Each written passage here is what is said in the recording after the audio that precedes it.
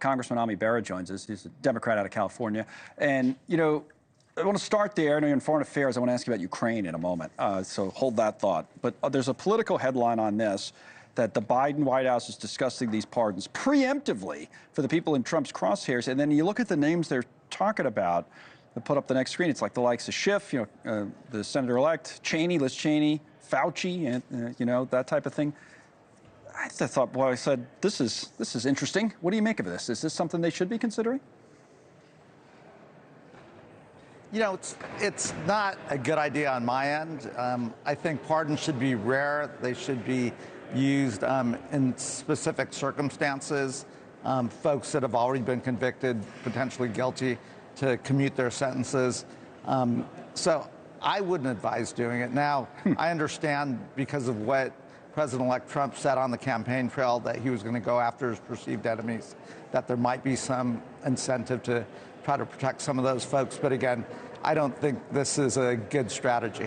One more question on pardons, and then, like I said, we'll talk about Ukraine. The question would be centered on, what you think of the president pardoning his son. I mean, Bill Clinton was at a conference, this Deal Book conference yesterday, and said this. Listen to the former president.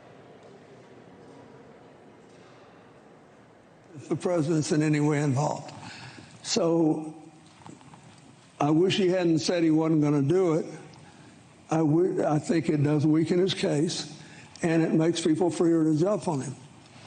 But there's also a reason the Founding Fathers gave this pardon power to the president. What do you think, Congressman? Just for context, at the beginning when he was cut off, he just said, you just can't take the politics out of these pardons if the president's any way involved, and then went on to say what you just heard. What do you say? Yeah, I mean, I understand President Biden as a father, empathetic, Hunter having led a difficult life, wanting to protect his son. I wish he had not done it because I think it does set a bad precedent. I think, it gives a license to President Trump to follow through with some of the folks he said he was going to pardon. And again, my belief is pardons should be really rare and used judiciously. And again, I understand the father wanting to protect his son.